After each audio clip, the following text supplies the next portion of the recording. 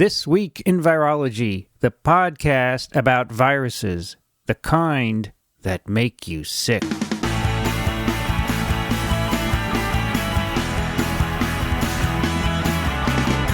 This Week in Virology, episode 65 for January 8th, 2010. Hey everybody, it's Vincent Racaniello.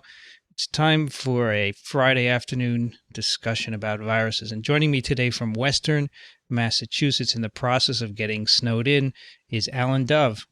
Well, it's hard to snow in Western Massachusetts, but it is snowing. Why is it hard to snow it in? Well, because everybody's used to it. I see. Not like Texas, right? No, exactly. They've got plenty of snowplows up here. I'm also really happy to have joined us today for the first time on TWiV, Matthew Frieman. Welcome. Thank you very much. It's nice to be here. Matt, can I call you Matt? Matt is fine, yeah. Matt is an assistant professor in the Department of Microbiology and Immunology, University of Maryland School of Medicine, which is in Baltimore. And you're a newly minted assistant professor as well, right? I am, about 6 months now.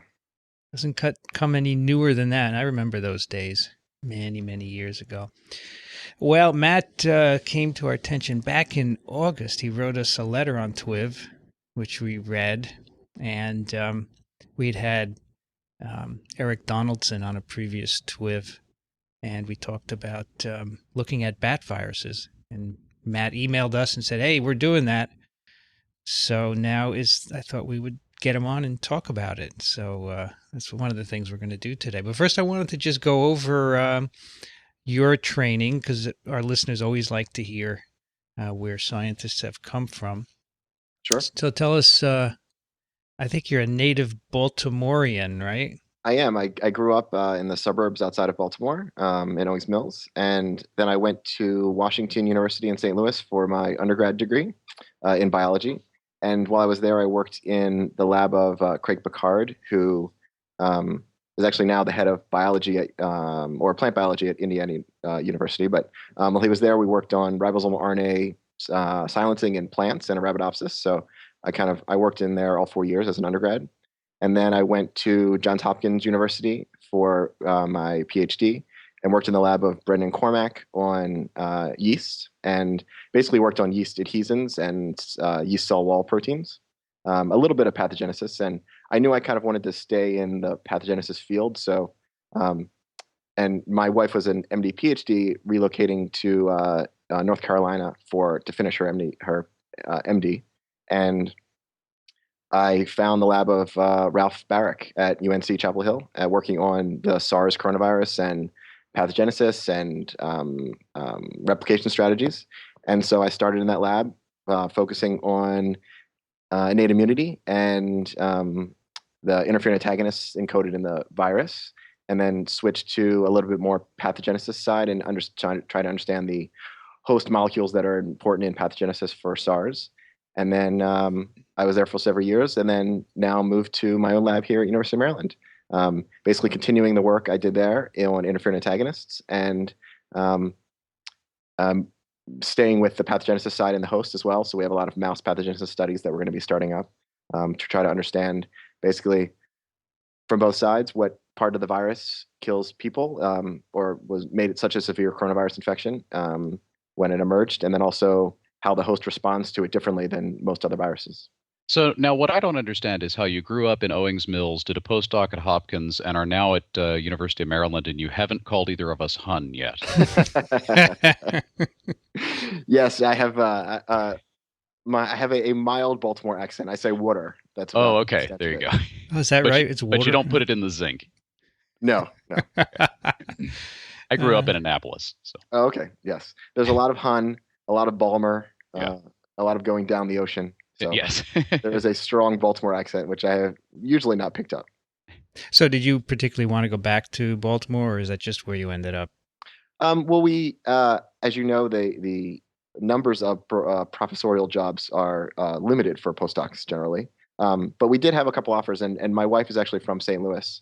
So we considered going back to WashU, and it was a better fit for us to come back to Baltimore. My wife finished her pediatrics residency at Duke and then wanted to go back into genetics for her fellowship. Mm. And so now she's at Hopkins for her medical genetics fellowship, which is, a fantastic place for her. So, and the department here at Maryland was really fit what I wanted to do. So it all worked out well. We were very worried at that step. It is very hard for postdocs to get jobs these days. And, we got very lucky that we fit in the right places. Yeah. It's hard for two professionals to get jobs, and most likely the places that are going to get them is in a city. Exactly. So it worked out good for us to be here. And she was hired every place. She got fellowships every place she applied around the country. So I was the slacker that had to find my position. Well, you have a great pedigree. I mean, WashU, Hopkins, their postdoc going into a lab just after SARS was discovered, basically, right? Essentially, yeah. Ralph had made the first infectious clone for SARS, and the paper had just come out when I was looking for postdocs. So it was a really good time to be there. We had great people in the lab, and it's been, I've been very lucky to be in labs with both good mentors and interesting things to work on. Yeah, I mean, it's perfect to have a brand new virus that you can grow and assay and have models for to work on. Right. And you were able to take that with you, obviously, because you're working on it now. Right, exactly. He was which is, again, very important at the mentor stage. It's something that I hopefully can emulate when I have people leave my lab. Yeah, my philosophy was always that people leaving my lab could take whatever they want. And if I can't think of something... Oh, good. So you don't want that stapler back. Is that where it went? Looking for that for years. I love that stapler. It says Mount Sinai School of Medicine on it. Yeah. If I can't think of good things to do, then I shouldn't even be working. So I let people take anything. But not everyone does that. When we look at faculty, often there's a big problem in people taking projects, and there are conflicts. And I don't think science should be that way. I think it should be everyone can do as they wish. Absolutely. Absolutely. And we still have a couple things overlapping, but I mean, there's plenty for both of us to do. So he has no worries about me scooping him or vice versa. So we're still working together. That's great. Well, I hope that you'll be back multiple times on TWiV as your career develops, and tell us about what you're doing. What's the main project in your lab? SARS-based project? So it is SARS-based. I'll tell you about the bad stuff, but most of it is SARS-based. We have really from both sides, which I like, starting from the virus side, looking at a couple interferon antagonists and trying to identify their mechanism of action, and then how they affect both virus replication and then pathogenesis in the mouse. So we have a really nice mouse model, which is a mouse-adapted SARS virus that will kill a BALB/c mouse in 4 days. And so you can look for changes in pathogenesis, changes in replication, it causes really nice pathology in the lungs. So you can follow pathology differences by histology. And so it's a really nice model to be able to play both sides against each other. I like that, nice pathology. I'm not sure the mice would agree, but for our side of it, it is pathology. So that's nice meaning similar to what you see in other hosts. Right, so exactly, and also that it causes a large amount of damage and changes the inflammatory response, which is things that we can follow. Well, that's what scientists like, right? We like to see the virus kill cells and paralyze animals, right? And the more obvious it is to us, the better. So you infect the mice intranasally? Yes, intranasally. And how little virus can you put in and still get disease? With the mouse-adapted virus that was created by Kanta Sabaro's lab, and we made the infectious clone version of it, or Ralph's lab made the infectious clone version of it. You can put in 10 to the 4th PFU, and the BALB/c mouse will die in 4 days. Mm-hmm. Our standard dose is 10 to the 5th for most of our studies, but you can go down to 10 to the 4th. 10 to the 3rd, they'll lose weight, but they'll recover. Mm-hmm. And the really interesting thing about that virus is that it was generated in BALB/c mice, and it'll kill BALB/c mice. But if you put it into a 129 or a B6 mouse, they'll lose weight, but they won't die. So it is somewhat strain specific. Right. So that means that there is a large genetic component to the host that's actually controlling that. So Ralph and many several other researchers have a big genetics project now, in a mouse genetics project, trying to identify the other host components that are important for susceptibility to infection. When the mice die, what is the cause of death? Is it pneumonia? So that's a very good question, and we don't really know. I mean, the lungs there's a huge inflammatory response in the lungs. So they get flooded with all types of inflammatory cells. The virus infects ciliated epithelial cells. So you get infection and then sloughing of those epithelial cells into the airways. So the airways are essentially clogged with cell debris. You have a huge inflammatory response. And so it looks like a pneumonia, essentially, but what the actual molecular mechanism of that death is, we don't know. So it could be a cytokine storm. Oh, right. There's definitely cytokines involved. And you see in the mice that get a sublethal dose that survive it, you see the same pattern, but just less severe. Correct. Yeah. If you go too low, you don't see really anything. The mouse is able to control the infection just by its normal innate immune response. But there is a big cytokine storm or whatever. I don't really like that term, but there's a lot of cytokine response, and by all types of inflammatory cells. So now we're trying to figure out which cells are important, what host molecules are important, and how the innate immune response affects that survival. So for listeners who don't know what it means, what is a cytokine storm? So it kind of depends on what paper you read, I think. But basically, it's a large flood, essentially, of cytokines produced by all different types of both inflammatory and epithelial cells, in our case, the lungs, that are produced after infection to hopefully control infection. But when you see this large levels of cytokines being produced, it actually tends to dysregulate the response, and things go awry for the mouse in this case. And that's thought in some cases of influenza to contribute to the pathology, although from what I can tell, and you tell me if this is right, I don't think it's ever been proven that lethal influenza is a consequence of increased cytokine production. I think they're associated with each other. Right. There's a bunch of array papers that show the association, especially with H5N1 and 1918. Right. But whether it's the direct cause and effect, I think, is probably still out there to be. Now, are these mice getting secondary infections as well? Not. I mean, our mice are, when we do it, it's all sterilely housed. Kept in a sterile facility. Right. So in our case, it's not. Okay, I was just wondering if you kept them. I don't know if you have a non-sterile area of the sterile facility where you could move some of them and see if they pick up secondary infections. We haven't done that. You have to remember, all of the SARS work is done in the BL3. Oh, of course. Right. It's there's limited movement space available you can't really open up a cage and air them out. Right. That's the other level of the interesting part of the SARS work, is it all is BL3. You have to wear a respirator and full Tyvek suit. So it adds some interesting levels of fun to all of the experiments. There are some models where you can add bacteria to infected mice. There are flu models, for example, where you add bacteria, and if there's no influenza virus, it doesn't grow, and then if there is influenza, it grows. So you could, in theory, do that. Yes. There's actually someone here at Maryland working on pertussis toxin and flu, collaborating with each other to cause worse disease. So it's actually there's definitely that connection. We haven't really gone to that level for SARS yet, at least most people haven't. So if the increased cytokine production is a consequence of the innate immune sensing, the very early innate response. Right. So if you remove that genetically from the mice, does that improve the prognosis? So that's a very interesting question. My paper is being resubmitted hopefully next week. So we've done studies on that. And I haven't reviewed your paper.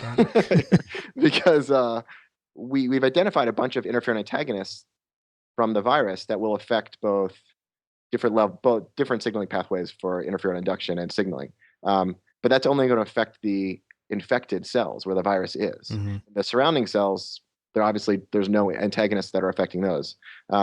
So if we infect a mouse that is deleted for its interferon type 1 receptor, interferon alpha receptor, or interferon gamma receptor type 2 interferon, and you infect those mice, and this is in a 129 mouse background, so the mice won't die normally. Those mice don't die when you knock out their receptors either, which is actually very strange. However, if you knock out the STAT1, which both receptors feed into for signaling, the mice do die, and they don't recover from the infection. Mm. So we're now trying to figure out what that means. And if you knock out both receptors, they still don't survive. So what we actually think is that there's a combination of both the initial innate immune response and signaling, and also we think that STAT1 is potentially doing something else to the lungs that's causing all the damage. Now, I'm sure there's some protective roles too, right? So it's a balance between causing damage and helping clear the infection. Exactly. And the only, in the mouse models, the only really drugs that have been published that are effective against blocking SARS are interferons. So if you have pegylated interferon alpha, I believe it was interferon alpha in that paper, they can block infection. But really any of the other drugs that they've tried don't really work. So the innate immune response is tightly tied to controlling infection, but it's there's definitely other parties in play. Right. So you mentioned that you work with SARS and a BSL-3. Why is that necessary? So since SARS is a respiratory virus and a lethal respiratory virus, which there's really not much treatment for, you have to use it in a facility that is essentially clean. So all of the air, it's under negative pressure, so the air in the room is sucked out through ducts in the ceiling that go through a HEPA filter and then is released into the environment. So you basically want to make sure that all of the virus stays in the room or gets out of the room in a clean manner and not leaking into other rooms where people aren't wearing the protective gowns and respirators that you're wearing in the room. So you have to wear protective gowns, respirators, gloves, all of that. Right. So hood, respirator. Do you use a gloved hood, or do you work? No, a regular tissue culture hood. And then all the work is done in the hood only. So any open tubes or any virus, any infections you do are always done in the hood. And then the mouse cages are kind of sealed negative pressure mouse cages. So the mice are within the BSL-3 room as well. Exactly. And you keep all the virus that you need there. There's a freezer in there as well. Yep, exactly. And you don't bring anything out unless it's destroyed before you bring it out. So if you wanted to do PCR, for example, you would inactivate the virus in the room and then bring it outside? Correct, yeah. So if you want to take RNA out of an infected cell or an infected lung, you would homogenize it in trizol, the RNA, in the BL3, and then you can take that RNA out in trizol, and then you can extract the RNA in the BL2 lab. If you wanted protein, you can use normal lysis buffer in the BL3, and then that protein has to be inactivated in the lab. So you basically boil it at 90 degrees, treat for half an hour in the lab, and then you can take it out. Any tissue you want to do histology on has to be fixed in the lab and then taken out. And so basically everything that goes in has to be either fixed or autoclaved to get out of the lab. So what do you think of these precautions? Do you find it impedes progress, or do you get used to it and it doesn't matter anymore? I mean, you get used to it. You really do. It's definitely necessary. And we're now in the process of setting up BL3s at University of Maryland. So we're not officially hot yet, but we're in the process of doing some dry runs to make sure everything works here. Now, these are for listeners who aren't versed in this. These are a step down from the bubble suit labs that you see in the movies, the BSL-4 labs. Right, exactly. So yeah, you don't have an air hose connected to the ceiling that you have to walk around in. These are it's called a PAPR, powered air purified respirator, something like that. That basically goes around your waist and has a HEPA filter, and so it pulls air through that filter and pumps it through a tube into your a hood that essentially goes over your head. None of it is sealed. The hood or none of the suits are sealed, but it blows HEPA filtered air over your face at all times. Right. Well, so what's the difference? Why some viruses BSL-4 and others 3? I believe that the BSL-4 is just the level of disease and the lack of treatment that the BL4, like Ebola, Marburg would be BSL-4. Exactly. Although SARS can be fatal as well, right? It can be. I mean, it was mostly fatal to people over the age of 60 and young kids, young babies. I think there was a lab-associated infection somewhere, right? There have been a couple lab-associated infections in Asia, in China, I believe. Both of them were, and basically both were because they weren't following the correct procedures in their BSL-3 or using material outside of the BSL-3 that they thought was decontaminated and was not. Right. So these are all things that we go over in our BSL-3 training course for for the lab. So I think it's great. These experiments are great. They will reveal fundamental issues about viral pathogenesis, but maybe a lot of listeners are thinking this question is, do you think SARS will come back again? Because right now there isn't any except in laboratories. Exactly. Sure. So my family asks me that question all the time. And SARS in the version that we are working on in the lab will obviously never come out again because that virus is not is extinct. So that the virus that evolved to infect humans is gone since the infection is gone. As far as we know, though, right? As far as we know, at least that's been reported. There's two other sides to it. One is that there are other viruses that may emerge that are severe respiratory viruses, and by understanding as much as we can about the current highly pathogenic respiratory viruses, will help us to identify new targets for drugs, and to understand how those viruses work will only help us really understand faster how those new viruses work that we're finding, or that may emerge. And then the other side is the stuff which we're finding in, or hopefully being able to find in bats, is that there's a lot of viruses out there that we don't know about and that are in the environment and that may jump from animals to humans just like SARS did. Mm-hmm. And so the more we understand and start looking for those and understanding even what viruses are out there, the better. So if SARS returned, it would have to be another jump from an animal. Probably, yes. And what is the reservoir of SARS? Do we know? So the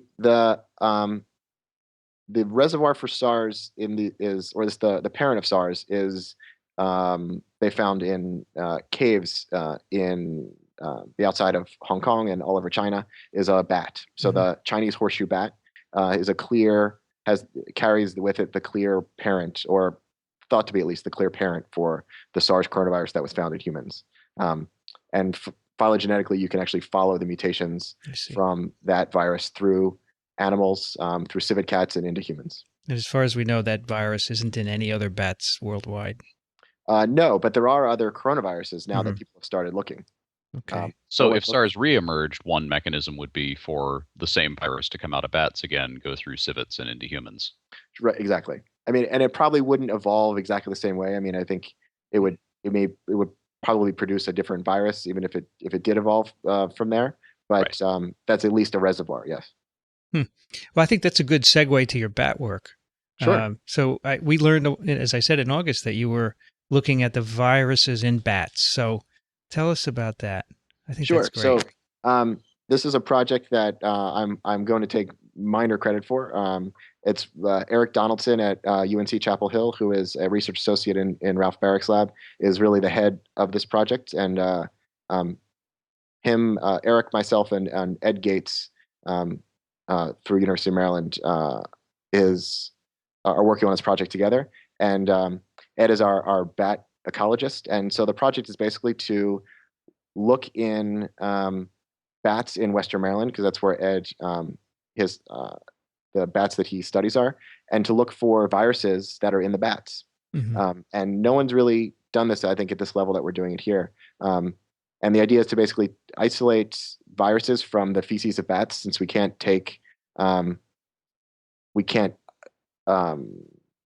bats out of the environment and dissect them and take out their lungs. We really can only take. Really, they're protected. They're protected, yeah. Mm. So we can't take bat bits. We can just take their poop. And so what Eric has done, and we've done a couple of preliminary studies on it so far, and we have really amazing results. I think Ed goes out with his team and sets up nets outside of 3 different sites in Western Maryland. There are abandoned train tunnels, and they're hibernaculum, so places where bats hibernate. And I think we have around 400 or 500 different individual samples. So the bats come out of the tunnels, they catch them in a mist net, they're tagged and identified by age and sex, and then they they literally put the bats in each bat in a different bag, a paper bag, and the bats poop, and then they collect the poop, and Eric gets the poop to then extract viral RNA from. And then we're doing 454 sequencing, so deep sequencing on the bats, on the RNA that's in the bat feces. And then we're looking specifically for viruses and looking for what kind of virus RNA and what different types of viruses are in those samples. Mm-hmm. And the really nice thing is since we have 3 different sites, we can compare between species, between location, between age of the bats, between sex of the bats. And so we can really compare place to place what the virome looks like between the different bats. And since you tag them, you can always, if you catch them again, you can follow if there's any evolution, right? Yeah, I don't know if we have any plans to do the follow up. At least we're doing the same site again next year. But presumably that would be a possibility. Yeah. So you did one round of collection, and then went in and sequenced that. How many bats did you sample? I think it's around between 400 and 500 this year. And you know the species, I presume, right? Right. And so in Maryland, there are 6 to 8 species. Let me see that are usually found. I think we found 7 this year. And the major species that are found in Maryland are the little brown bat and the big brown bat. And that's what most of our samples are. But we have a smattering of other types of myotis species and perimyotis species that we got samples from. Neat. So it's very neat. Have you gone out and sampled with them? So I did not. Eric went out with them during the first couple of weeks that they were sampling. And I had a baby about 3 weeks before Eric was going to do the sampling, and my wife told me that I was not allowed to go and good idea. Bring anything back home with me. So I will go out next year, hopefully. Yeah, because you're not in BSL-3 garb out there. No. So that's the other. I mean, we don't know what we're going. We did not know what we're going to get. So so these guys have to be careful, right? They do. Everyone has to get rabies vaccines, and they are suited up. At least they have a kind of a bunny suit on. Yeah. No respirators, but they're very good at their job. It's 3 or 4 nights a week for about 6 weeks, and 6 to 8 hours a night. So Ed's team is very good. I definitely could not do that. Eric stayed the night 2 nights in a row, and apparently he was the first one that had ever gone out with them to come back for the second night, because it's not exactly a fun thing to do if you're not used to it. Yeah. Now, and this is being done what time of year? It was in the fall. That's normally when they get a lot of movement from the bats. Right. It's fairly chilly in Western Maryland in the fall. Yeah, I think it gets a little chilly. I know Eric had to bring some extra gear with him. So it's definitely not an easy thing to do. So getting organized through Ed was the key to the whole project. Right. So have you found some RNA or some virus sequences in these animals? We do. It's actually and we've only done sequencing on a small set. It was just our test pilot set for the beginning, but we have several new coronaviruses that no one has ever seen before. Several new insect viruses which have not been identified, and there are clear differences between anything that's known. And we have a lot of phage, which I think is very interesting. Living on the bacteria in the gut, right? Potentially. And so we have a lot of, I think it's going to be very interesting to see how it falls out between all the different sites, and to see what numbers we actually get when we do more and bigger sequencing projects. But it's really, I'm amazed. First, I'm amazed it works, but second of all, I'm amazed at just the numbers of of viruses that we see. It's really remarkable, the number and the complexity that's there. Yeah. Do you see any rabies-like viruses? I was looking through the list this morning, actually, that Eric just sent me. I don't see any offhand. So I don't think so. I don't think that in this set, it just might have been we got lucky in the caves that we were looking at. And does every bat have a virus, where there are some that are virus-free? I think that we did the sequencing by pools. I So see. in each pool there was 4 to I think 10 different individuals, but there was no pool that we did initially that came up negative. So Yeah. I would probably think that that everything is going to have something in it. Now, presumably there are viruses that are not going to show up in the stool, right? Absolutely, and that's actually a big question for in bat virology. First of all, there isn't that many bat virologists, but Right. the no one really knows why um, the bats have all of these things in them and they don't die and they don't get sick, or at least they don't seem to be sick, or where the viruses replicate in the bats. I mean, for rabies, they know it. I mean, at least I think from what I've seen, the experimental infections, they go to the CNS and to the brain. But in any of these other viruses, and in the coronaviruses, in the bat coronavirus, we don't know. We don't know where it is in the animal at all. Well, no, but when we ask how the bats survive all these viruses, I mean, what's the comparison? If you compare this to other animal species, are bats unusually enriched in viruses? Um, well, I mean, I guess that's true. Now that people are doing all these types of metagenomic analysis in people and in other animals, this complex environment and complex mix of organisms may just be very common, Right. and they might be, clearly symbiotic at some level. So that, yeah, you're exactly right. It's not really known how that complexity is across different animals. So in natural rabies infections of bats, the bats are healthy, right? Right, but you hear, I mean, I think is in the rule. You're not, if you see a bat out during the day or Right. walking on the ground, you're not supposed to touch it because it's probably sick. So what's that? Is that a small percentage of the bats get sick, as in typical infections, or? yeah, I think that I don't know much about rabies, but I believe that it's different periods or when the virus is essentially growing and nothing's going on, and then it gets to a point where the animal now has the severe infection. So you have a treasure trove here, and potentially many, many new viruses, and you can't work on all of them. That's always the problem with virus discovery. You get more than you can swallow. Exactly. So what's your plan? I mean, you'll finish up and identify all the viruses, and then what will you do? So that's actually the next discussion and the next idea. I mean, the first part of our project and the grant is to do the sequencing and to see what's there, and then we have to figure out one. It'll probably be in the viruses that are most prevalent in the different species that we think that we can study. So the idea would be to both try to rescue the viruses in culture in the lab from feces, and then also to synthetically recreate the viruses. So to use synthetic biology to synthesize the viruses in the lab and then analyze the initial idea was to analyze their receptor usage. So to clone out the human homologue look at the human homologue of that virus, clone out both the human receptor and then the bat homologous receptor, and look for initially at receptor differences and infection differences in different cell types. We're going to make cell lines from different bat organs and tissues and look for usage and infection differences between the viruses. Is it possible to have bat colonies in the lab and study infections of them? So there are a few places around the world that can do that and do that. So it is possible.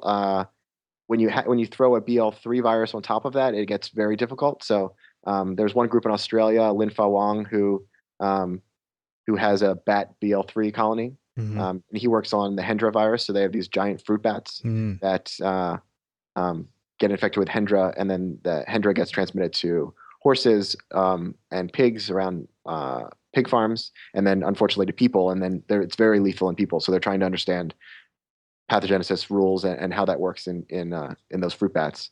And then there's one person in Colorado that has a bat colony, and I don't know of many other ones around the country. So it's probably very expensive, huh? It's expensive. I mean, I think housing that kind of wild animal. I mean, mice, they're wild, but not that. They're fairly easy to use in the lab. So, yeah. Trying to do that in bats is very difficult. So we're going to start with cell culture and make cell lines out of organs and start in that path. Do you think that you might identify a virus that at some point in the future ends up jumping into people?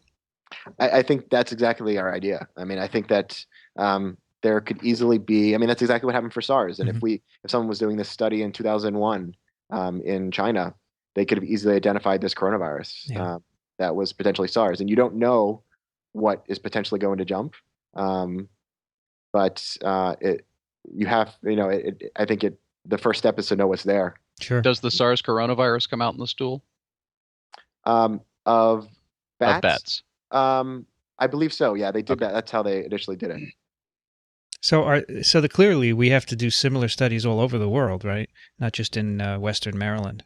Absolutely. So that's the next step for our project is to expand to other bat populations around the country and working with other Hmm. bat ecologists um, who can help us to get samples and building up our sequencing platform so that Yeah. we can really start comparing between species, between locations around the country, year to year.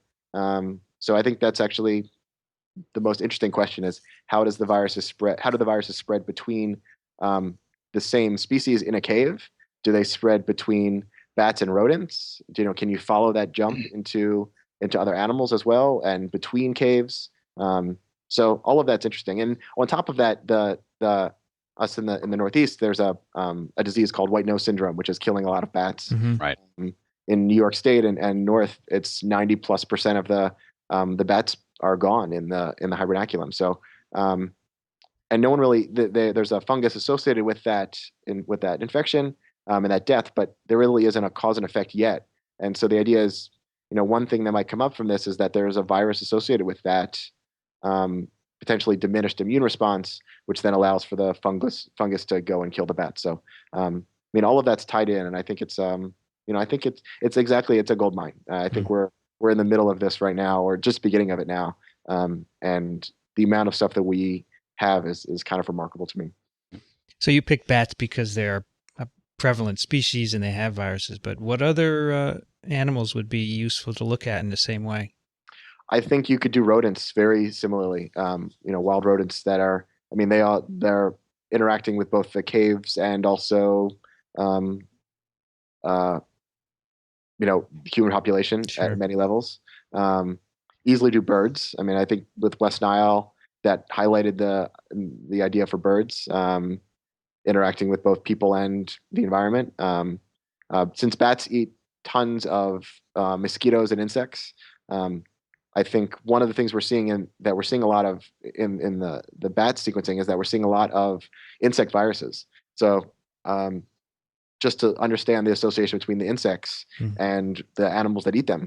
Um, and do they get West Nile? Is the West Nile transmitted from the mosquitoes to something that eats it, or is it just transmitted by a mosquito bite? Those kind of. Mm. I think all those questions are very interesting and open.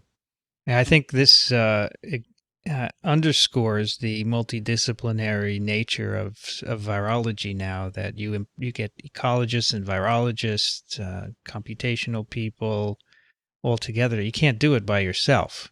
Absolutely not. No, we have to have all levels. So Ed Gates has been a great has been our bat ecologist, and he's just none of it could have been done without his side of it. Right. I'm on the molecular virology side, as is Eric, and Eric is a great bioinformaticist and loves doing all the sequencing and modeling of all of that data. So between the three of us, we're having a pretty good time with it. Now, I think this is fabulous. I think this is where it needs to go. We need to look in all these species and more, and nobody can do this on their own. Everyone contributes something important. I think it's a beautiful example of how science should work. Absolutely, and it's fun. I mean, what else what's the best part of what we do every day is to do stuff that no one else is doing and something that's new every single day when you walk in the lab. So Yeah, and discovery. It's all yeah, about discovery. Yeah, absolutely. So that's the fun part of the job. yeah, I agree totally. Well, I look forward to hearing the results at meetings in the journals and here on TWiV in the future. Absolutely, me too. Before I have a couple of papers or stories I'd like to talk about, but before I do that, I'd like to announce a new sponsor of TWiV, and that is Drobo, Drobo. And if you head on over to drobo.com, you'll see this fabulous company who makes backup solutions for computers. And I'm really happy to have Drobo on board as a sponsor because I use their products every day. I've been using them for a couple of years now. And they make small boxes, essentially, that you can put hard drives into. And they have one size that you can put 4 hard drives in, and another size that will take 8 hard drives. And the neat thing about this, you can copy any data you wish onto them, works with Mac or PC.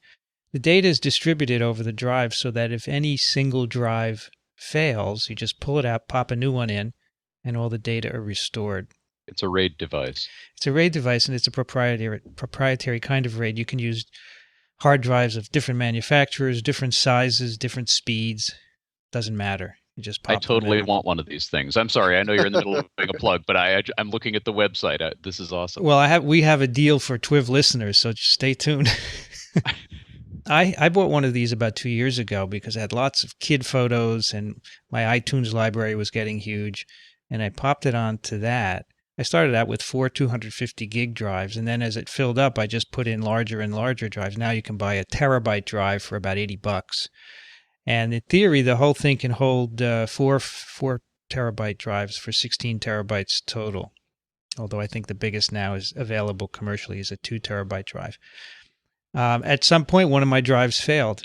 I just pulled it out and popped a new one in, and in a few hours it had rebuilt. It was just beautiful. And then just a couple months ago, I bought a second one. They now have a second generation with a faster interface. And TWiVs are all backed up on the Drobo.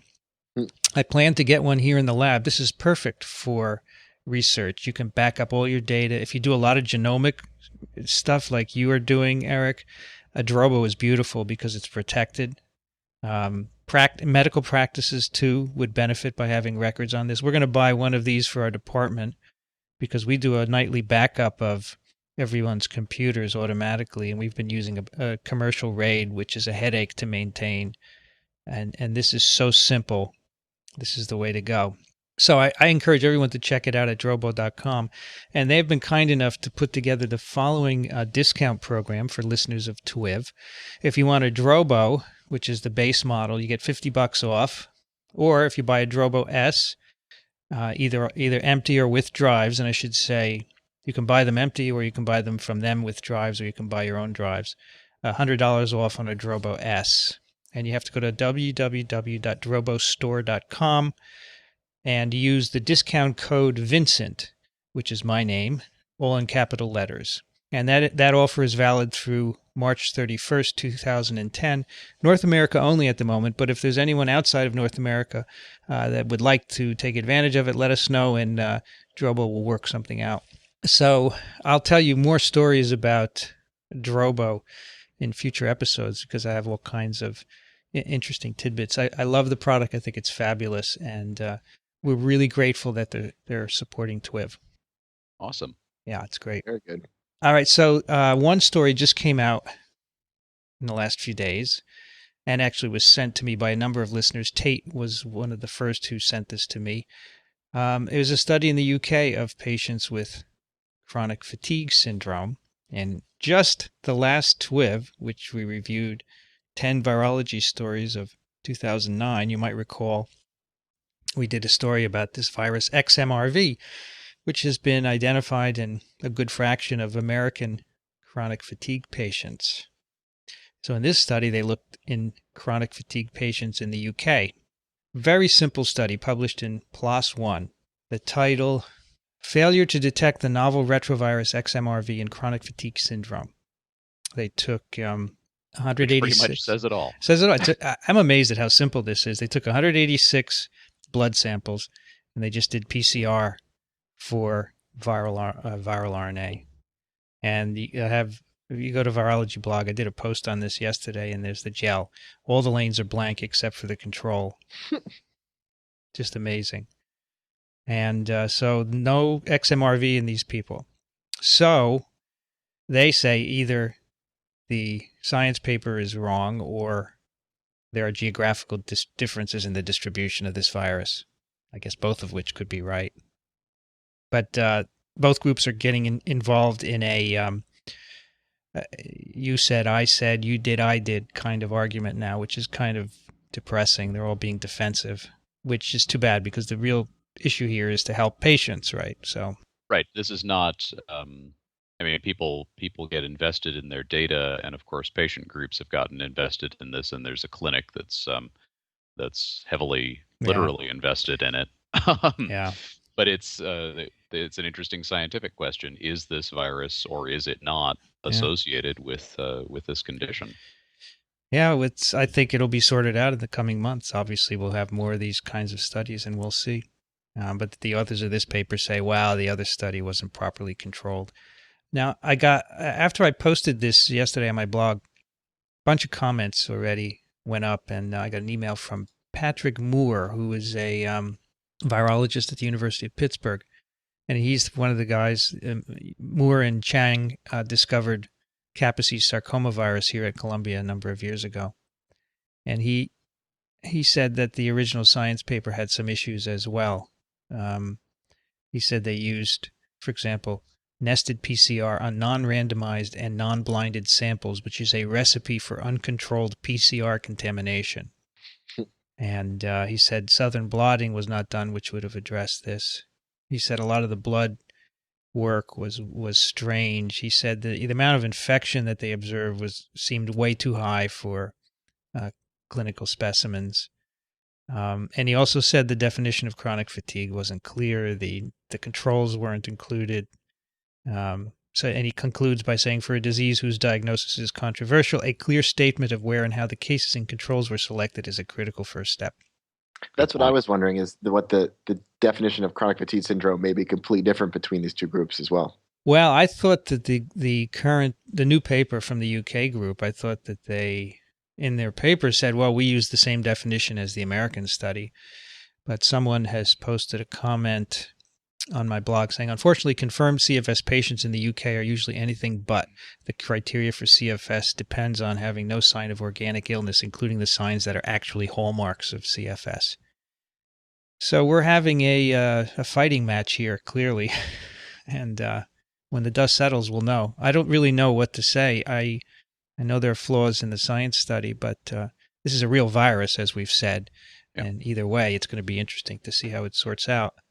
Well, and there's a whole other level to this. Mm-hmm. I mean, what's going on right now is a debate about whether it is or is not correlated with chronic fatigue, which is certainly a first step.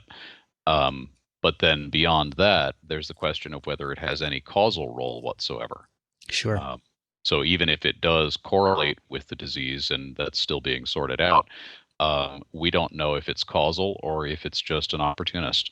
Absolutely. And of course, it would be nice to have an animal model that would duplicate some of the clinical syndromes, but that's not there at the moment. So that would be very difficult to develop for that particular condition. Yeah, because it depends on querying the patient, right? Right. Which, as far as I know, you can't do with mice and ferrets. Yeah, you ask a mouse how it's feeling and whether it's having any pain. It's just really... Yeah.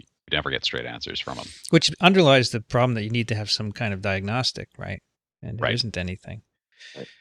So anyway, we'll post links to those stories, and this is all over the news today. But there's a second story that popped up later yesterday, I think, which I think is amazing.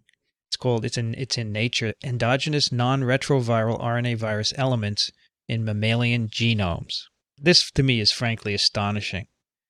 What they have found here is basically it took this group studies bornaviruses. Bornaviruses are RNA viruses of negative-stranded genomes. They're enveloped, mainly animal viruses, although there's evidence that people are infected. A lot of people are seropositive for this virus, but we don't know what disease is caused by it. First, the name comes from a town in Germany, I believe, where it was first isolated, or the disease was first noted in the 1800s. They looked in the human genome and found sequences highly related to one of the viral genes, the N protein gene, which is a protein that coats the viral RNA. And there's pretty good homology. And they looked in humans and a bunch of other species as well, and they find it all over the place. Humans, non-human primates, rodents, elephants. And the first thing I thought was, why hasn't this been seen before? All it is a bioinformatics search. Right.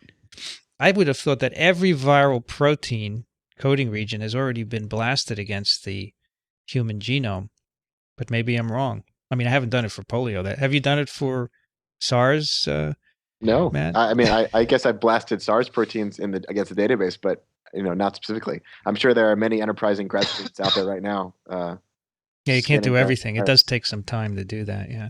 Anyway, And if it hasn't been, I'm sure that there are some TWiV listeners who are now going to the BLAST database. do it. Exactly. Do it. So there's good homology. So there is something related to the N protein of bornavirus in the human genome. So it's an endogenous virus, and it's the first time anything in an RNA virus other than a retrovirus has shown to be incorporated into the genome. And they can do phylogenetic comparisons with different species and calculate that it probably entered, I think, 40 million years ago. This virus probably infected primates 40 million years ago. And this is cool because, I don't know if you guys know this, but when you do molecular clock calculations with RNA viruses, you calculate how old they are based on the rate of change of their genome every year. You come up with a number that doesn't make sense. They were emerged by those calculations 50,000 years ago. And that no one really understood that because the assumption has always been that the viruses evolved at the beginning of life. And that ain't 50,000 years ago as far as I know. So 40 million years ago is a good number, and that makes a lot more sense. And the other thing is that they looked in infected cells infected with this virus, and they found DNA copies of the viral RNAs in the cells.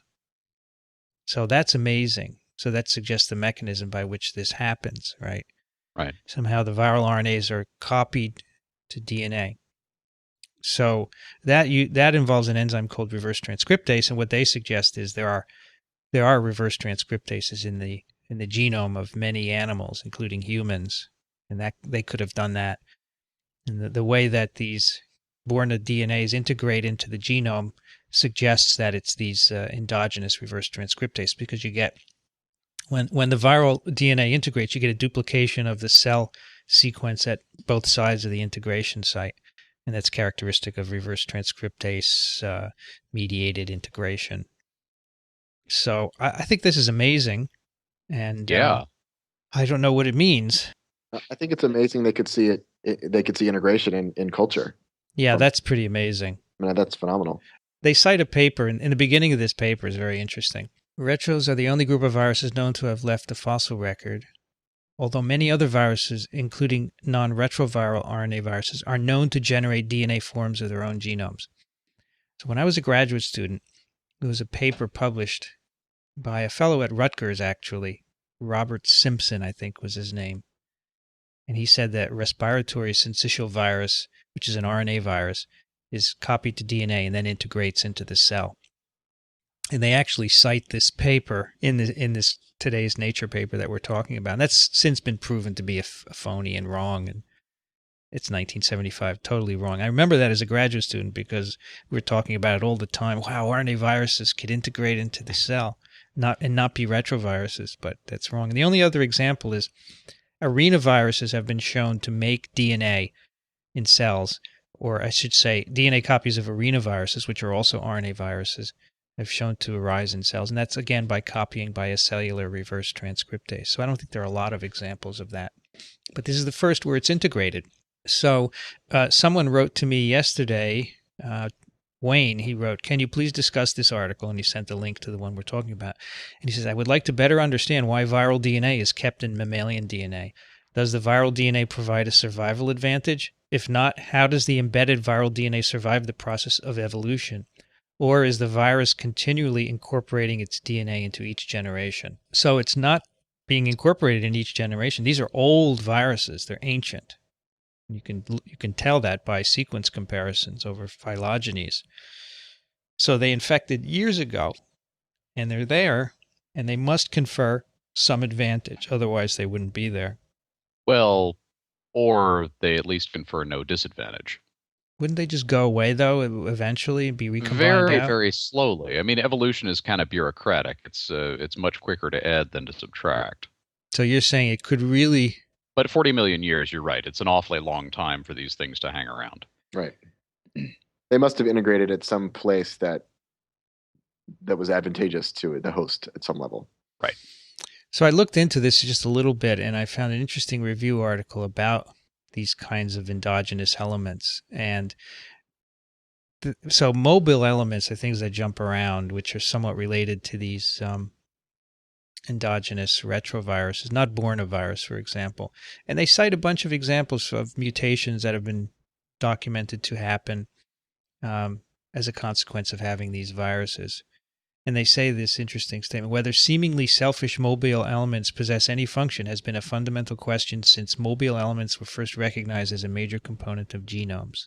Their prevalence in eukaryotic genomes suggests that they are selectively advantageous, and several studies suggest they play roles in genome structure and gene expression. So basically, there's some evidence that they have some role, but not for all of them. So I'm sorry to say that we really don't know. There are a couple of interesting examples in this paper. One of them is the involvement of these. So there's a segment of, or a population of these endogenous elements called line elements, Line. And it says here, one of the more compelling examples is the involvement of the line elements in the human X chromosome inactivation process. Apparently, these line elements compose 30% of the human X chromosome. So there are some tantalizing suggestions about the roles of these, but we don't know overall. But they're still there, and I think that they must have some role, even though, as you say, Alan, they may not have a negative role, but they've been there so long, it's likely they do something. Now, I'm amused to see that the press today is saying 8% of the human genome came from a bornavirus. It's 8% of the genome is endogenous viruses. I think that's the number. Retroviruses is making up the major component. Right. And I saw one article which said, turns out that schizophrenia is a virus based on this article. Now, bornavirus has been implicated in schizophrenia and neuropsychiatric diseases because if you infect mice or rodents with it, it makes them behave in odd ways. And it's never been shown to do anything in people. But now the jump has been made, of course. We have bornas in our genome, therefore schizophrenia is caused by a virus. So I just want to tell listeners of TWiV that's not correct. No. Borna is not known to cause any disease in people. And why it's there, well, this, I guess, shows that at some time it did infect us, so I guess that's true. But what it does, who knows? Maybe it's good for us, right? Yeah. Sure. I mean, I thought that's a cool story. We should at least mention. Okay, let's do a couple of emails. I picked two for in honor of Matt here. And the first one is from Alfred, who is a emergency medicine physician over in New Jersey. He's written us a few times, and he writes, "Hello, Twivers, always a great podcast. Over the summer, I had sent an email about a case of missed rabies in an emergency department. What I neglected to note is that emergency departments routinely treat patients with rabies exposures, which probably prevents these individuals from ever getting rabies in the first place." Good point. Yeah, didn't know that. Attached is an MP3 file of one of our nurses who, along with his wife and two other nurses, were exposed to a rabid raccoon. The animal was sacrificed and multiple brain samples were positive for rabies antigen. Thought you might appreciate the practical side of virology. These nurses certainly do. Not so sure about the raccoon, though. Keep up the good work, Al. So let's try and play this. It's a couple-minute MP3 file. All right, Mike, why don't you tell us how you got exposed to the rabies virus? A friend who apparently had let a rabid raccoon into her home inadvertently called because she had gotten bitten by the raccoon and couldn't get it out of her house. I went down to see what I could do, threw a laundry basket on top of the raccoon, trapped it in the house, and then since I knew we had to keep it, since Chris had gotten bitten, I was trying to scoop it up in the basket to get it outdoors but not lose the thing, and inadvertently got exposed to its blood. The raccoon had a laceration on its forehead, either from a fight with the cat or from the fight with me to get it outdoors. And my wife, who came along to add assistance, was actually exposed to the raccoon's blood and possible saliva on the laundry basket when she was helping me get it out the door. Plus your friend and your friend's husband all got either bit or exposed to saliva. Right. So then all four of you had to present to the hospital, and in the hospital you got Immune globulin, and they gave you that's weight based, so you got it based on how much you weigh, and the idea was they put as much as they could around the bite wounds themselves, and then the rest you got into your muscles. Yes, and correct. you felt a little weird after that, huh? Yeah, the immune globulin, I sort of felt like flu-like symptoms, probably a day, 12 hours afterwards. Just felt like a rundown, general malaise. It passed pretty quickly. I'd say, within 6-8 hours of it coming on, it was gone. Okay. But I mean, it may have been nothing, but I figured it, I attributed it to the immune globulin just because it was the only thing. And then subsequently getting the other rabies vaccines, it felt nothing. Right, and that's 5 vaccines over day 0, day 3, 7, 14, and 28. Correct. So you've so now you are immune to rabies, and you can thank the virologist for that. Absolutely. Fair enough. So if any virologists are looking for somebody to work in the rabies lab, Mike here is I'm the immune. guy. There you go. He's the guy to work for you. Mike, thanks a lot. Thank you, Al. All right, take care. You guys hear that? Yes. Yeah, it's a great story. I love it. Yeah, it's practical stuff, which we Yeah. don't always have. And immune globulin is a product which, I guess it's made from people who have been given the rabies vaccine, and they get antibodies from them and use it for therapy like that. Mm-hmm. It's cool. Thanks, Alfred. We appreciate, I guess that was Alfred interviewing the nurse there, as far as I understand. But thanks a lot for doing that. It's great. And then the last one I want to just bring up is sent to us by Len. He said, have you seen this? And it's a ProMed mail post. Rabies, raccoon, USA, New York City alert. So apparently the last couple of months, there have been a couple of raccoons in Central Park in New York City identified with rabies. No cases of human rabies. Apparently there haven't been any since 1953. But as a result, the health department is cautioning New Yorkers to stay away from raccoons, skunks, bats, stray dogs, and cats and other wild animals that can carry rabies.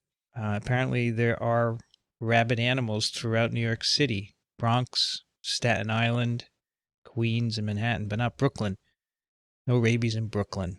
I saw a raccoon on the door to my apartment building in Washington Heights when I was in graduate school. I came home one night and went up to 176th Street, walked up to the building, and there were about 5 people standing around staring at the front door of the building.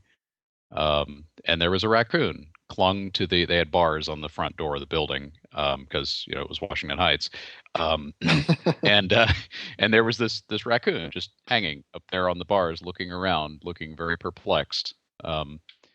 And the police eventually showed up. I think they brought in animal control and removed it. I actually just walked up to the door and opened it with the raccoon on it and walked into the building. You think it was rabid? In retrospect, it probably could have been. And in retrospect, what I did was probably not the smartest thing. But I didn't have any contact with it. It was way up at the top of the door, and I opened the door, and it swung out with the door and swung back in and kind of looked at me like, "What are you?" But yeah, there are raccoons in New York. Yeah, they have a chart of all the rabid animals identified from 2003 to 2009. Quite a few. Yeah. In Staten Island, 35, 29 in some years, the Bronx. So where does the rabies come from that is infecting these animals? Probably New Jersey. Do you have any idea, Matt, where? I'm sure it's passed around between the animals at some level. Right? So we have endogenous rabies in the Central Park, right? Just in the environment, sure. Whether it's bat, transmission to the animals, or if it's animal to animal. I mean, I think it's all circulating at some level. And I bet if you did the same study, and you started out catching raccoons in any city around the country, you probably get the same numbers. Yeah. And there are bats living in Central Park. I guess there are caves that they live in, right? Well, and it wouldn't have to be limited to Central Park. The raccoons could have gotten there. They could have come down Riverside Park or something. And, yeah. Sure. Or they could have taken the A train. That's right. As long as they have a token, they can crawl under. They don't need a token. Crawl under. Well, this just goes to show that even in a highly urban environment, we can have rabies. So you have to be careful. Sure. And there's roosts for everything, every probably animal around the city, anywhere you look. So if you look on any top of any skyscraper, I bet you would find or a percentage of them. Some bats and animals and everywhere. Do rats get infected with rabies virus?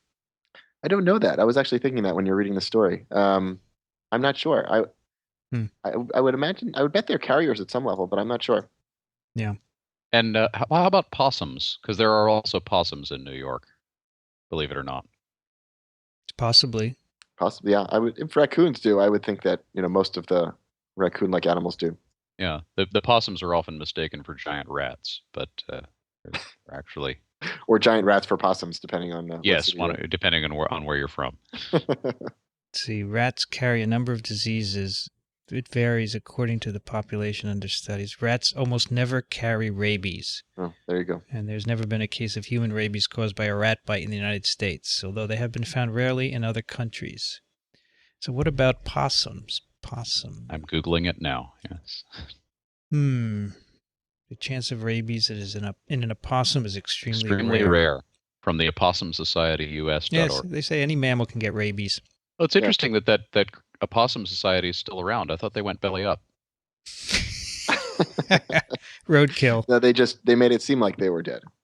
Let's do one more email from Sarah, who writes, "Hey TWiV, we lose someone? I think you lost Alan. Oh dear, let's get him back. It happens sometimes. Maybe he just quit. Let's see, chat. My joke was bad enough. Hello. Sorry, did you want to leave us? No, I did not. In the midst of this, I got a spam Skype, and I tried to block it, and I ended up hanging up on you. Yeah, I got a spam Skype yesterday, the first time ever. It's happened to me a couple of times. Anyway, we have an email from Sarah who writes, "Hi TWiV. Today in immunology lecture, we were discussing antigenic competition. My question is about combined vaccines such as MMR. Do these exhibit an antigenic competition? Were there studies done to show that these viruses don't compete with each other? If they do compete, why bother putting them into one vaccine? One might outcompete another, leading to a weak, no immune response if the antigen is encountered a second time, defeating the purpose of the vaccine. Does the time frame in which you're infected immunized matter in terms of this competition? Thanks and love the show." My understanding is that they are tested to make sure there is no competition. And MMR in particular was tested, and that's one of Maurice Hilleman's vaccines. Yeah, that was actually he was the main combiner of vaccines, and one of the big hurdles that he had to address was the issue of antigenic competition and making sure that you're putting vaccines together that are not going to shut each other out. Yeah, all of the multivalent vaccines are tested to make sure of that. Yeah. Right. Yeah, I'm sure. Now I know that there is some competition. For example, the trivalent polio vaccine, it's very effective and protective, but if you make a bivalent, you actually get more effective generation of antibodies than the trivalent. In fact, right now they're starting to use a bivalent polio vaccine in Afghanistan, and some of the trials showed that it was about 30% better in inducing antibodies to each one of those as opposed to the trivalent vaccine. Of course, it's 100% worse at inducing antibodies against the one that's been left out. Exactly. Which we talked about last week. Yes. But that's why you get in part why you get 3 doses of polio vaccine, because each time a different serotype seems to predominate. And that was always thought to be preferable to making monovalent, where in fact, for polio at least, the side effects are greater with monovalent than with the trivalent. Right. Anyway, the real reason I wanted to get to this email was a side note from Sarah. I am applying to PhD programs in virology and infectious disease for next fall. Any tips? I think you ought to apply to Matt's program there. Absolutely. Which sounds like it's going to have plenty to do for lots of students. University of Maryland School of Medicine, right? There you go. Microbiology and immunology. It's a big umbrella program. Students seem very happy. It's a great place. And it's in John Waters' hometown. It is in John Waters' hometown. Yes. Gosh, John Waters. Yes. You have to go to some Orioles games, and hopefully they'll be better next year. But the O's, yeah. That's the only problem at the moment. I did enjoy Hairspray. Yeah. It's a good Baltimore-placed story, right? Yeah. Is that the name of it? Yeah. Hairspray, yeah. I think that was probably John Waters' best film. In fairness, we should say that University of Pennsylvania has a great virology program. I thought you were going to say that some other film was also good, but I could go on, but this is TWiV, right? Yes, it is TWiV. Harvard has a great virology program. Yeah. Any other suggestions? Those are tough places to get into. Yeah. I wouldn't recommend Columbia because there are only 2 virologists left here, I'm sorry to say, unless you want to work in our lab, but you'd like to have a choice. Yeah, Columbia was a great place for virology, but they all retired. Yes, we had several retirements, and now we've morphed into an immunology department, and virology is fading away. So I'm doing TWiV instead. One other plug. There is a very good virus group at University of North Carolina at Chapel Hill. I'll That's have to right. put in my plug for my old group. Yeah. That's a great idea. So there you go, Sarah, and I think that'll get you started. But you can find more. What is that website? Virology.net has all the programs in the world listed. It's a good place to look at. All right, let's do a couple of picks of the week before we wrap up Matt's Bats. I just like that. Alan, what have you got for us? I was actually searching back episodes to make sure I hadn't pointed to this already. I was surprised I hadn't. It's a CD-ROM of all of the back issues of the old Scientific American Amateur Scientist column. And I don't know if you remember this column. It was a running thing in Scientific American back to the 1920s, apparently. But they had a series of columnists over the years who just would present interesting projects that were being done by amateurs in their basements or garages, and everything from simulating zero gravity to culturing bacteria to growing plants hydroponically. It was just a huge selection of stuff, grinding your own telescope lenses from all fields of science. It's a whole bunch of neat projects, and the final columnist who worked on that, Sean Carlson, has compiled all of the back issues of it and put them all on CD-ROM. And you can get it for $24. You can get 80 years of this column, which has all these fascinating things, and most of which you can do with few or no tools. And you can do all sorts of interesting science and build all sorts of interesting apparatus. And it's got, I found as a scientist, it has just some fascinating, simple hacks for things that we do with incredibly expensive equipment. And it turns out, there are easier ways if you have the time. So it makes fascinating reading and browsing. And that is my pick of the week. It's cool. Listen, grow bacteria culture safely at home. Yeah. Extract and purify DNA in your kitchen, and photograph an ant's brain and nervous system. And listen to this one: sequence the virome of bats in your home kitchen. In your home kitchen. Wow, it's great. No, this is so cool. I love Scientific American. That's great. I have never heard of this. Yeah. And maybe none of our listeners have either. That's why we do this. Great. Yeah. Thank you very much. How about Matt? So I have a website that I don't remember where I found it, but it's a list of 100 lectures from kind of top scientists from around the world. And I was clicking through a couple yesterday, and they're really amazing. They're great lectures on everything from biology and genomics to chemistry to physics to engineering and ecology things. So it's really kind of a nice collection of a who's who of the top scientists in the world. So it's definitely something to look at. It's gathered from all over the net, I see. There's some TED Talks. So we got general science, science and engineering, biology and medicine, how bacteria cause disease. A couple of talks by Craig Venter, how the body fights infection. Cool, that's great. Yeah, and the TED Talks are great too, if anyone hasn't seen those already. Yeah, TEDs are wonderful.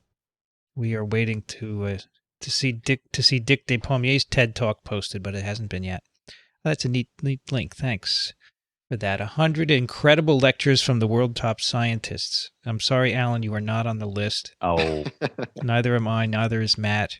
Neither is Dixon, but that's fine. Next year. Well, you can go on that, Matt. Okay, my pick is a book called The Immortal Life of Henrietta Lacks by Rebecca Skloot. And this book isn't out yet. It's going to be published on February 2nd. But I thought I have read it, and the reason I read it is an interesting story. I wrote a post about HeLa cells sometime last year, telling about how they were found and how many I had grown in my lab over the years, and we use them a lot for our viral experiments.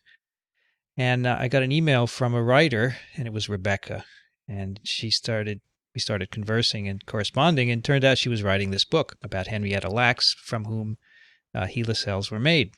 So she ended up sending me a copy of the book to look at, and I did some fact-checking for her to make sure the science was right. And it's just an amazing story. This is, of course, a woman who had a cervical tumor and eventually died of it. But during her surgery, they took a small piece. This was at Johns Hopkins, actually, in Baltimore. Yes, it was. Took a small piece of the tumor, and it turned out the first cell to grow and grow and grow forever and ever. Revolutionized virology, cell biology, and science in general. And this book is about that story, but also the family. She actually went and interviewed and not just interviewed, but got to know much of the family and how upset they were. And they were a very spiritual family, and they couldn't understand, how their mother could still be living in so many labs throughout the world. So a lot of science, and I've checked it, so it's right, and a lot of the culture. How would you put this? This is the sociology of cells and cell cultures, things made from people. This looks absolutely fascinating. It's a terrific book. I've gotten to know Rebecca a bit. I wrote a blog post about this at virology.ws a couple of days ago. There actually is going to be a book reading. She's going to do a reading on February 2nd, which is when the book is being published here in New York City. So if you're in the New York area, go to Virology blog, and you can see the details about the book reading. And I'm going to bring a flask of HeLa cells for her to keep, for her to have up on the podium while she's reading. But it's a fascinating story. She's fabulous. She did a great job. She worked on this for over 10 years, I think. Wow. And she is actually a professor in Memphis, teaches creative nonfiction, which is what this is. Yeah. Sure. Anyway, check that out. The Immortal Life of Henrietta Lacks. You can pre-order it at Amazon. And while you're at it, by the way, we do have a TWiV bookstore on Amazon where I put all of the books that are selected over the weeks. And if you want to try supporting our podcast, go there. And if you're going to buy a book, buy it through the TWiV bookstore. I am doing so right now with, I'm pre-ordering The Immortal Life of Henrietta Lacks. Thank you. We get a few cents per copy, and it helps pay our bandwidth costs. And that should do it for another TWiV. As always, if you're a first-time listener to TWiV, do subscribe to it in iTunes. If you have an iPod, it helps us a lot. It's free, and you get new episodes automatically. If you don't use iTunes, we're on the Zune Marketplace, so you can put it on your Zune. Or you can download the episodes at twiv.tv or listen to them there, and we also have show notes there as well. And if you like TWiV, tell your friends. The more people who listen, the more people we can teach about viruses, and the better support we can have for the podcast. And if you write a review in iTunes, it's particularly good because we stay on the front page of the medicine podcast section and more people see us. TWiV is part of sciencepodcasters.org and promednetwork.com, which are websites where you can find other really good science podcasts. And we're also part of microbeworld.org, where you can also find our other podcasts, TWIP, This Week in Parasitism, microbeworld.org/TWiV or TWIP, take your choice. As always, send us your questions and comments, twiv@twiv.tv. Matt, I really appreciate you joining us today. Thank you very much. It was a great time. I guess you like podcasts, right? You must be a fan since you listen to TWiV. Sure, absolutely. Well, you're the new generation of virologists, so it depends on you and your colleagues to carry on these new media kinds of efforts. I think they're essential for not only teaching non-virologists, but also a lot of virologists listen to us and benefit because you can learn things that you wouldn't normally learn about. Absolutely. It's a little journal club you get on the way home. It is, exactly. So we appreciate the time. I know you have a lot to do, but your work is great, and I hope you'll come back sometime and tell us about your progress. Absolutely. Thank you very much. We will post Matt's website in the links. It's too long for me to mention, as is Rich Condit. Alan, though, is a nice little website, dovedocs.com. Yep. Thank you again. Thank you. Thank you. You've been listening to This Week in Virology. Thanks for joining us. We'll be back next week. Another TWiV is viral.